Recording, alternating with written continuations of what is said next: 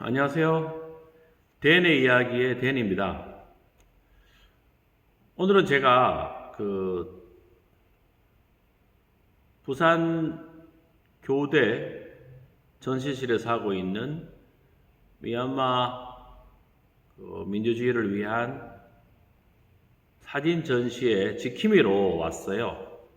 이렇게 지킴이를 오전만 합니다. 오후에 제가 다른 일이 있어서 지킴이를 하러 왔는데, 지금 물론 관객이 있으면은 제가 이렇게 이 동영상을 못 찍는데요.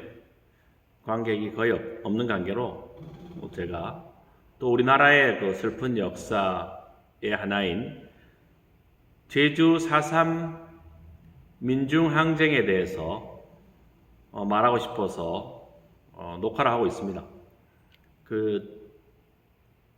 4.3이란 말은 다들 들어봤다고 할 수 있는데, 물론 요즘 어떤 분들은 4.3이 뭐예요 하는 사람들도 많고요.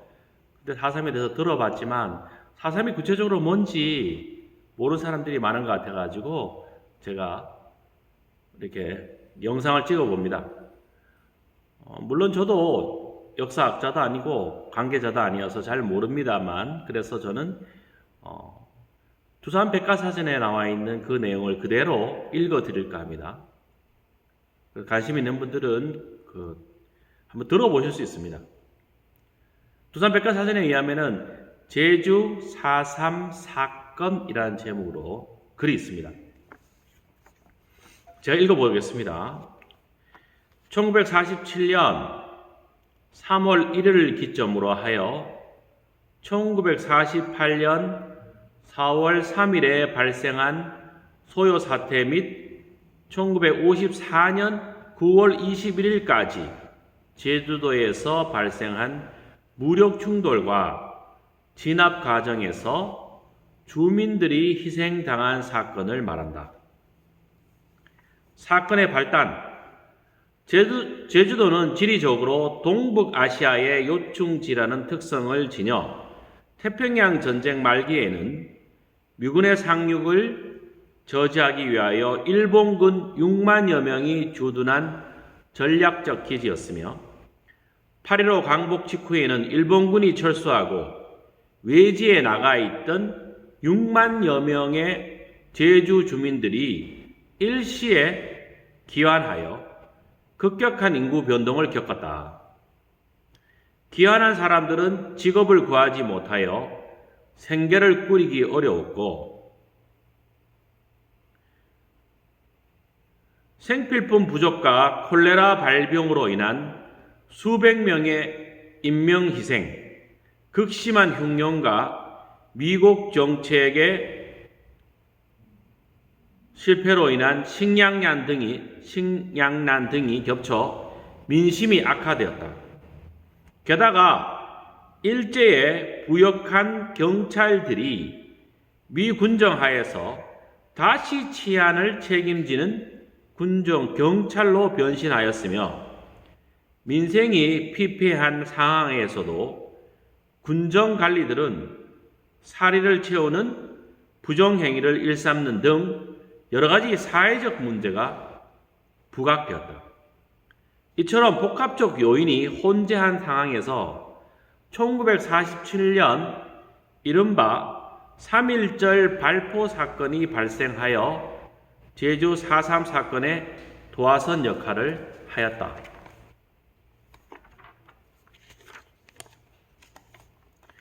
(1947년 3월 1일) 3.1절 28주년을 맞아 좌파 진영의 제주 민천, 민주주의 민족정선의 약칭입니다. 제주 민천이 도내의 곳곳에서 기념 집회를 주최하였다. 제주 북국민학교에서 기념식을 마친 군중은 시가행진을 하며 가두 시위에 돌입하였고, 관덕정 앞 광장에서 구경하던 어린아이가 기마 경찰이 탄 말에 치여 다치는 사고가 발생하였다. 기마 경찰이 그대로 가려고 하자 일부 군중이 돌멩이를 던지며 쫓아갔고, 이를 경찰서 습격으로 오인한 경찰이 군중에게 총을 발포하여 6명이 사망하고 6명이 중상을 입었다. 또한 간덕정 쪽에서 총성이 나고 피투성이의 부상자들이 도립병원으로 엎혀 들어오자 부상당한 동료 경찰의 경호차 도립병원에 있던 경찰 1명이 공포감을 못 이겨 소총을 난사하여 행인 2명에게 중상을 입히기도 하였다. 당시 조직이 노출되어 수세에 몰려있던 남로당 제주도위원회는 이를 계기로 3월 5일에 3.1 사건 대책투쟁위원회를 결성하고 반경활동을 조직적으로 전개하였다.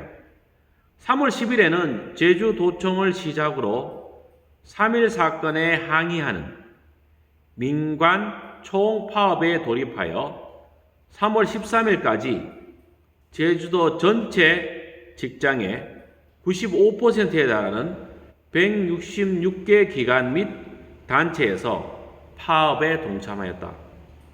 한편 미 군정은 사태가 심각해지는 양상을 보이자 3월 8일에 제임스 카스티어 대령이 이끄는 미군 정청 제조선 미 육군 사령부 합동조사단을 파견하여 진상조사에 나섰다. 당시 작성된 미군의 정보보고서에는 3.10 총파업에 자우익이 공이 참가하고 있으며 제주도 인구의 70%가 자익단체의 동조자이거나 관련이 있는 자익분자의 거점으로 알려져 있다라고 기술하였다. 미 군정은 이렇듯 제주도민의 경찰에 대한 반감과 이런 감정을 부추기는 남로당의 대중선동에 의하여 30 총파업이 증폭되고 있다고 분석하였으나 그 대응책으로 경찰의 발포에 대한 과오를 추궁하여 민심을 수습하기보다는 자익 세력 척결에 주력하는 정책을 전개하였다.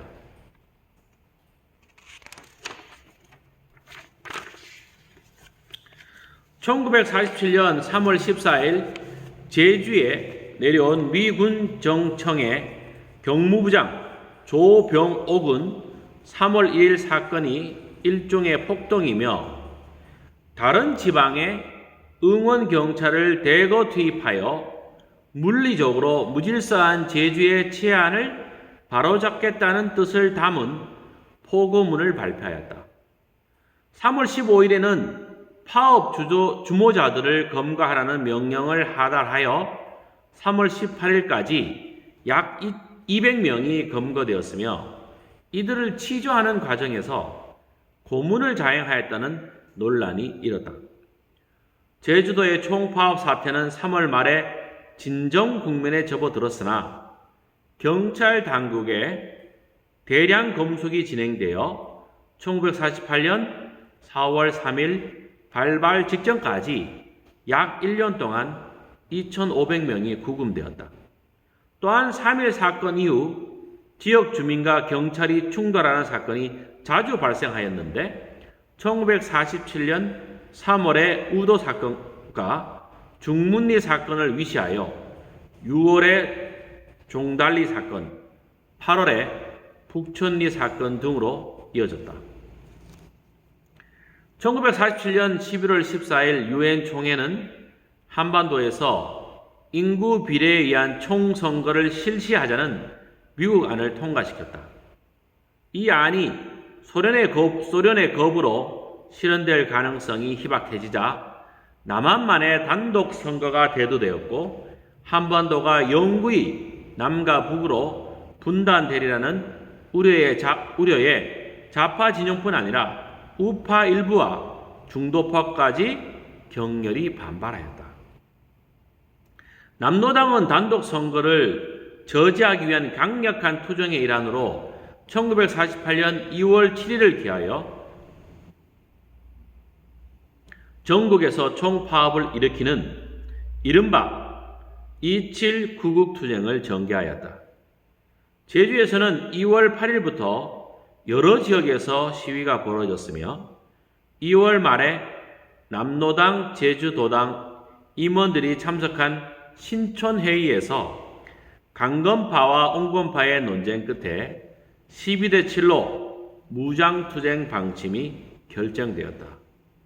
3월에는 경찰에 연행된 청년 3명이 고문으로 잇따라 숨지는 사건이 발생하여 민심이 동요하였다.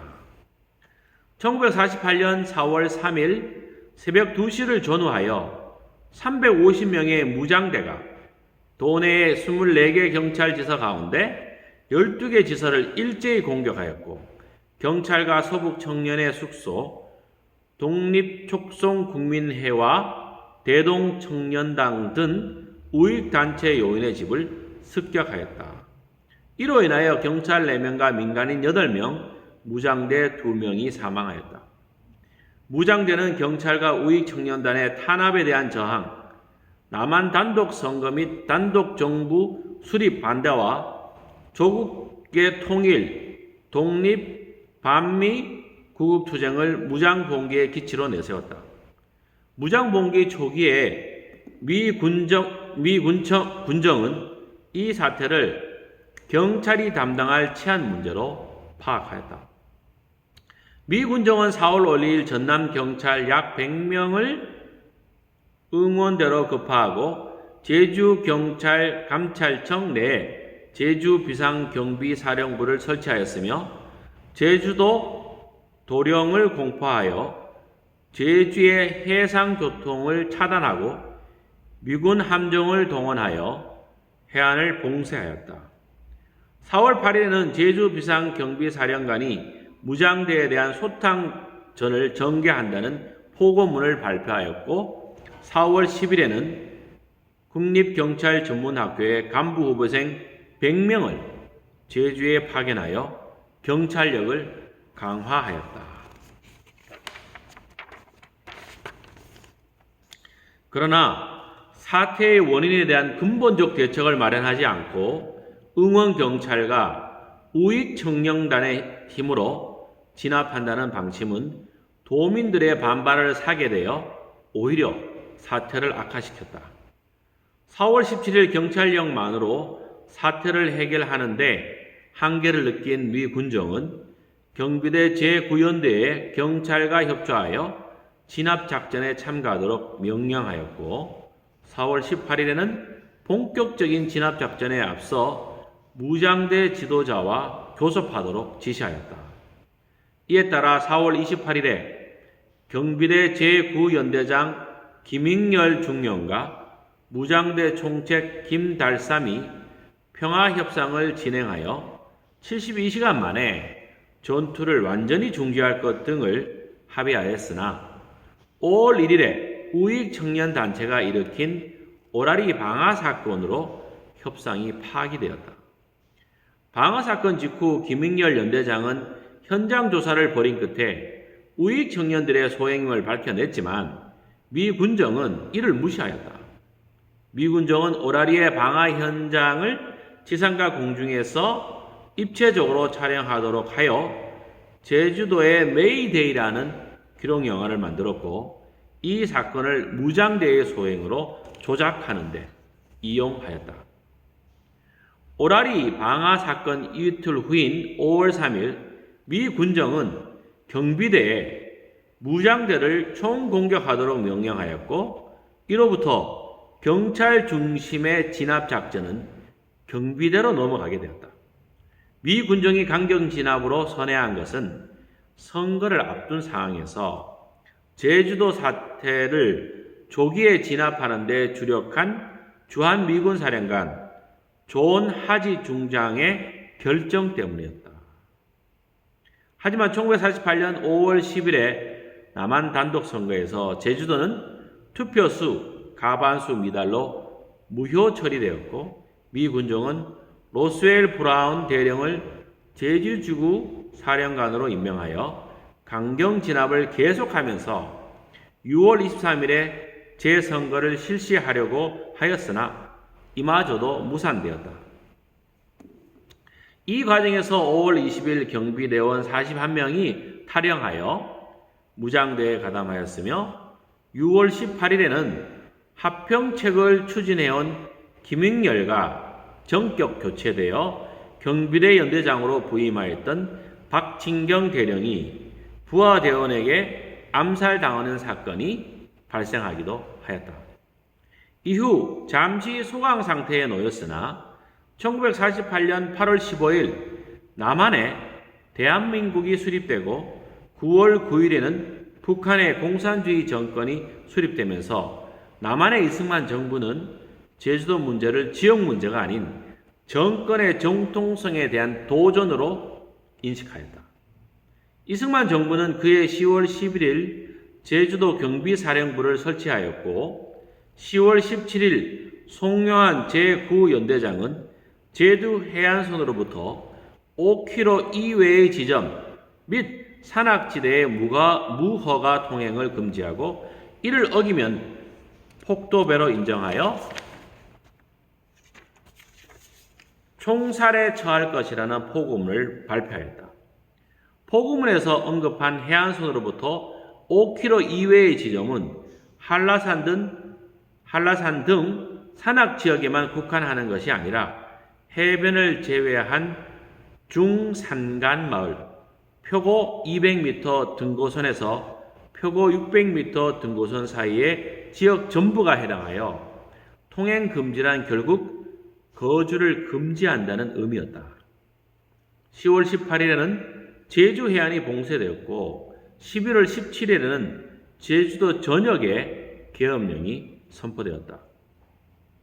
이후 중산간 마을을 초토화시킨 강경 진압 작전이 대대적으로 전개되어 마을의 95% 이상이 불에 타 없어지고 많은 인명이 희생되었다.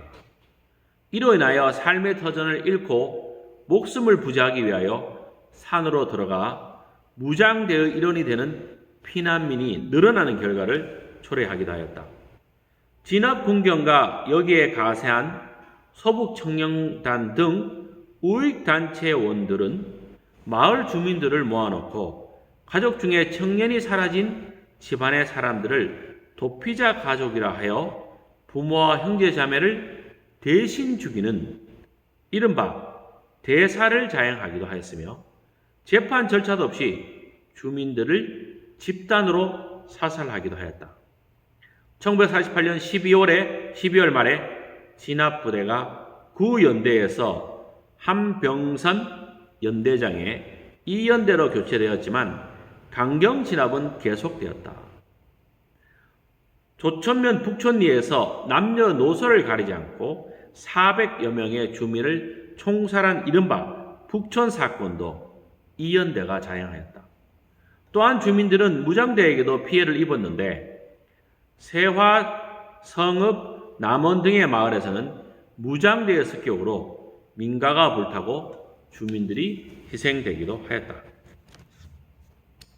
1948년 12월 31일 계엄령이 해체되었고 1949년 3월 제주도 지구 전투사령부가 설치되면서 진압과 함께 선무작전을 병행하여 귀순하면 용서한다는 사면정책에 따라 많은 주민들이 하산하였다. 1949년 5월 10일 재선거가 성공적으로 치러진 데 이어 6월에 무장대 총책인 이덕구가 사살되었다. 이로써 무장대는 사실상 괴멸되었다고 할 수 있다.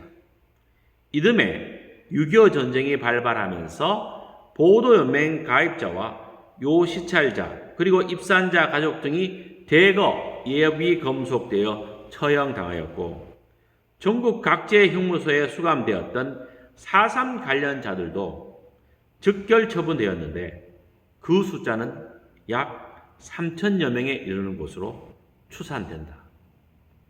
6.25 전쟁이 발발하였을 때 한라산에 잔존한 무장대는 60여 명이었으며 1950년 7월 25일 중문면 하원리를 습격하여 민가 99동을 불태운 것을 위시하여 간헐적으로 지서나 마을을 습격하여 경찰에 피해를 입히고 우익 인사를 살해하며 필요한 식량을 획득하였다. 무장대는 경찰의 진압 작전으로 인한 사상자, 귀순 공작으로 인한 귀순자가 발생하였으며 계속해서 20세 전후의 젊은이를 납치하여 충원함으로써 1951년 3월에 64명, 1952년 5월에는 65명을 유지하였다. 그러나 1952년 10월 말에서 1953년 11월 말까지의 진압 작전으로 무장대가 잔여 인원은 11명으로 줄어들었고 1954년 2월 13일에는 5명이 잔존한 것으로 파악되었다. 1954년 9월 21일 한라산의 금족 지역이 전면 개방됨에 따라 4.3 사건은 발발 이후 7년 7개월 만에 사실상 종결되었다. 마지막 무장대원은 1957년 4월 2일에 생포되었다.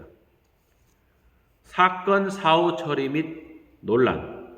사건 이후 희생자들에 대한 진상규명과 명예회복을 요청으로 2000년 1월 12일 제주 4.3 사건 진상규명 및 희생자 명예회복을 위한 특별법이 제정 공포되었다.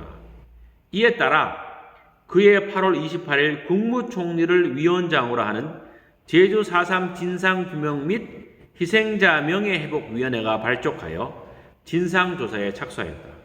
위원회는 진상조사 결과 제주 4.3 사건을 1947년 3월 1일 경찰의 발포 사건을 기점으로 하여 경찰 서북청년회의 탄압에 대한 저항과 남한의 단독선거 단독정부 반대를 기치로 1948년 4월 3일 남노당 제주도당 무장대가 무장 봉기한 이래 1954년 9월 21일 한라산 금족 지역이 전면 개방될 때까지 제주도에서 발생한 무장대와 토벌대 간의 무력 충돌과 토벌대의 진압 과정에서 수많은 주민들이 희생당한 사건이라고 정의하였다. 2000년 6월부터 시작된 사건 희생자 신고 접수 결과 14,532명으로 집계되었지만 미신고 또는 미확인 희생자가 있어 실제로는 더 많을 것으로 추정된다. 한편 군인 전사자는 180명 내외, 경찰 전사자는 140명이며 당시 4.3 사건으로 인하여 사망한 우익단체, 대동청년단, 서북청년의 대한청년단, 향보단, 민보단, 청년방위대, 특공대, 학생연맹 등 회원들은 소정의 절차를 거쳐 국가로부터 국가유공자 및 유가족으로 인정받고 있다.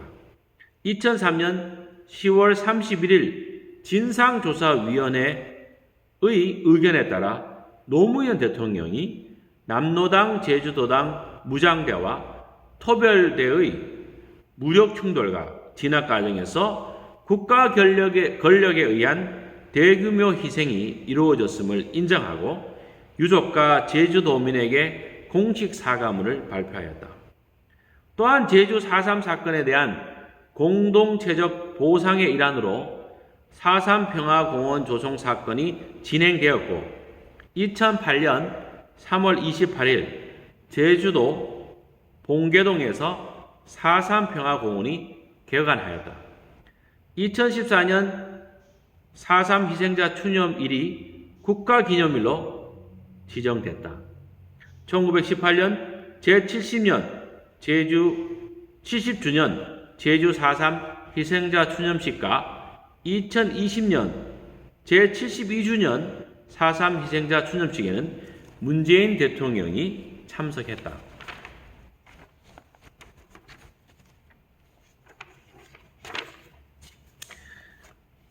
네, 긴 시간 동안 들어주셔서 감사합니다. 사실 제주 4.3 민주항쟁에서 억울하게 너무나 많은 사람들이 희생되었습니다.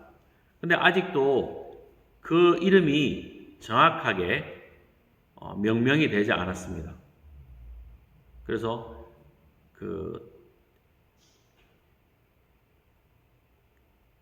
제주 4.3 평화원에 가면은 입구에 백비가 있습니다.